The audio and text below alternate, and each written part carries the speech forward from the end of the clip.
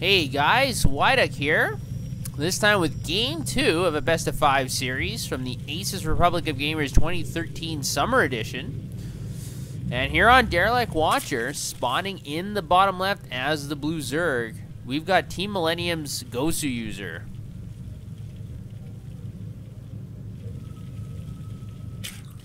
And his opponent and the victor of Game 1, spawning in the top right as the Red Terran, we've got Team Liquid's Taeja.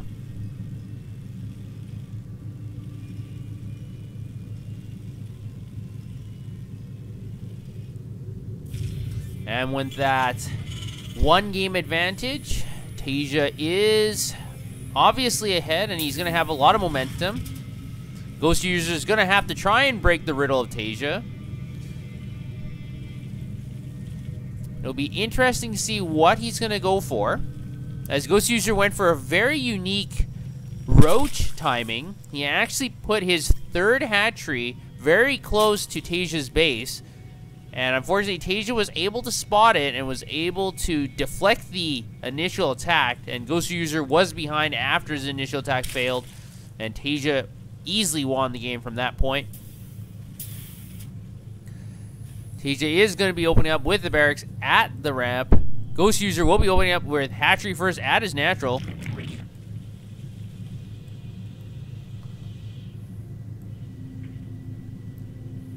And Derelict Watcher is a very strange map in a lot of ways. Some things to note are in the center of the map, we got this large blue flaming thingy. And it's a great position for overlords, for example. You can just float an overlord right here in the center, and it's high ground, so lots of bio units will not be able to see it. So this is a great position for overlords. Another thing to note is the Xel'Naga towers are in these strange locations, and they're actually able to see these corner positions. So if a player does take this base and you have the Xel'Naga tower, you're able to see it easily. Other than that, it's a pretty standard map. And Goswser is going to be getting gas, so it looks like he wants Zergling speed right away. Taeja's going to have his first Reaper come out here. And the Reaper is going to be jetting across the map. The first Queen has not been built yet by Goswser, but it should be almost built by the time the Reaper does arrive. And unfortunately, the Zerglings do not have Zergling speed yet. Zergling speed has not been researched. Goswser has 100 gas. There we go. Actually, he's not spending the gas. Oh, yes, he is. He is spending the gas on Zergling speed, but the Reaper is going to be able to get into the main base, maybe do some damage, poking here and there, just being a nuisance. And now he's focusing down on this one drone at the expansion. The drone is able to morph into an extractor, so great micro by Goswser to save that drone. And now the Zerglings are under attack. And with the Queen out, this should stop the rampage of these two Reapers. But Taeja is going to press forward with these Reapers. They're going to have to withdraw to regenerate their life again. And this is the great advantage of the Reapers now, compared to before Heart of the Swarm. But Taeja's not even going to use the Reapers to scout or harass. He's just going to run them back to the base. He doesn't think it's useful to leave them around to contest with those Queens. He's getting 2 barracks in the process, and his command center is now completed and upgrading into an orbital command. Zergling speed is almost done for Goswser. He has 6 Zerglings to utilize this speed, which is not a lot, but the Zerglings will be heading out across the map. And there we go, the Zergling speed kicks in. Taeja has to be very diligent here, as he does not have the wall off. And he is putting mules and SCVs at his natural. And these Zerglings might be able to spot this. They're up the ramp. And now they're going to have to withdraw, as these Reapers, and combination with Hellion Fire, are going to do extreme damage to them. Goswser is putting down his third hatchery as well.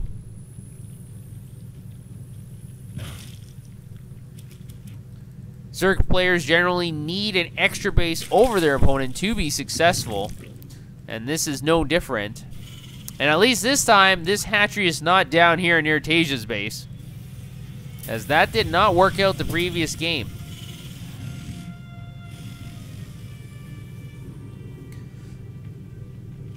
Now, a couple things that Taeja can do with this 4 Hellion 2 Reaper force is he can be a little bit more aggressive, because he can use these Hellions to actually destroy creep tumors, get rid of scouting Zerglings. And it looks like Taeja is going to be moving out to the middle of the map. And I'm not sure why Goswser has not put an Overlord here. This would be a great position. He would have been able to scout those forward units from Taeja.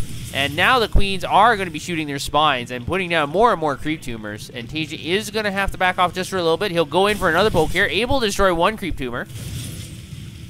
And these Zerglings are lining up for perfect Hellion shots, and all 5 of them are roasted.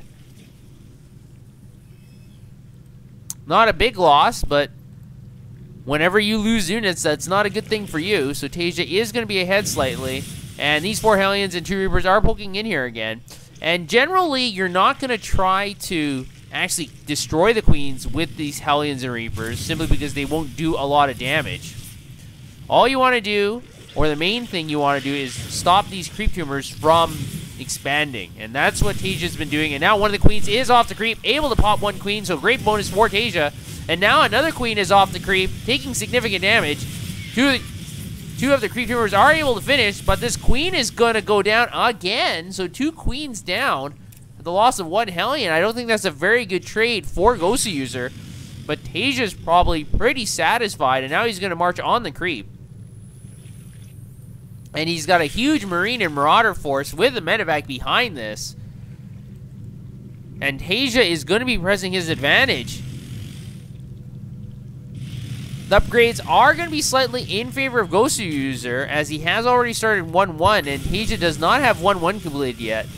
He has Stim, but he has no combat shield, so these Marines are a little bit weak.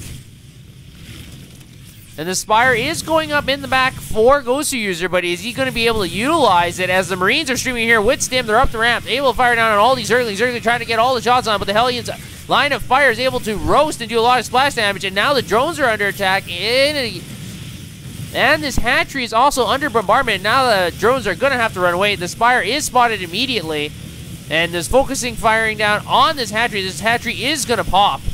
And now Goswser only has 2 bases, and the Spire is also gone. The Evolution Chambers are next on the pecking order. These Broodlings from the hatchery are able to do some damage, but one of the Evolution Chambers goes down, and now the Marines are just getting picked up by this medevac, and they're going to boost away into the 3rd of Goswser. So significant damage has been done to Goswser. Look at the resources lost, and you'll know what I'm talking about. And Taeja has a significant supply advantage and economic advantage now. The Banelings are out, and they would have been much better if they were out a few minutes before.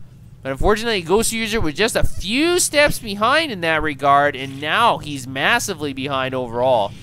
And I don't think there's any way Goswser can come back from this deficit. Taeja's going to have some really big mistakes, or those Banelings are going to have to get unbelievable connections. And if you take a look at this, you know what I'm talking about. Look how many Marines this is. And the Marines are just going to march in here. Not even stimming yet. They're on the creep. They're not afraid. Here come the Banelings. The Marauders absorb a lot of the Baneling hits. And the Marauder does fall down, but you do not want to trade Marauders for Banelings if you're the Zerg player. And now, with a lot of the Banelings destroyed, Taeja is going to be able to march in here. Great micro by Taeja, able to pick off 2 more Banelings. And he's going to pick up and go. Taeja is going to be able to land his 3rd orbital pretty soon. And Goswser just got his 2nd hatchery back up at his natural, and he's getting a macro hatch at his 3rd. But he has to know he's far behind his Terran opponent, as he's basically put no pressure on him. And all of the action has been on Goswser's side of the map. And Taeja's just going to go for the knockout blow, it looks like. He's got 4 medevacs and lots of Marines and Marauders, and everything is just streaming in here. He's also got mines protecting his 2nd and 3rd entranceways. So even if there is a counterattack of Zerglings and Banelings, Goswser is not going to have a free entry. And Goswser sees this attack, and he's going to have to prepare accordingly. He's trying to get more Banelings in. He's got 12 Banelings. He's going to be able to hold this off. Taeja is microing and splitting all his Marines greatly. the Baneling hits are very weak, only able to get 3 Marines, and these Baneling eggs are not going to be able to be effective. A lot of them didn't even finish, and Goswser is going to GG. So great game by Taeja, able to put on the pressure immediately, and I think everything was going downhill once those 2 queens were popped out here for Goswser, as the Hellions and Reapers did much more than they usually can do. Usually they're just for destroying the creep tumors, like I mentioned before, and then if you're able to kill some Zerglings and some queens, that's a great pickup. But Taeja was actually able to destroy 2 queens, a lot of creep tumors, and Zerglings, and then Taeja knew, because if Taeja saw maybe some roaches or banelings or something else, a bunch of spine crawlers, then Taeja is not going to push that early. But once he saw the 2 queens go down basically unopposed, Taeja's thinking to himself, well, there's not that much stuff that's going to prevent me from coming in here. And he was right. He marched in there with all his medevacs. He only had 1, I believe. Marched in there with all his Marines, stimmed them, got into the natural, able to pick off a whole bunch of drones, able to destroy key structures such as the Evolution Chamber, the Spire, and the Hatchery. And from then on, Goswser was just in such a deep hole that he wasn't able to come back. So Taeja's able to win 2 games in a row now. We'll have to see if Goswser can make this more competitive and win the next one.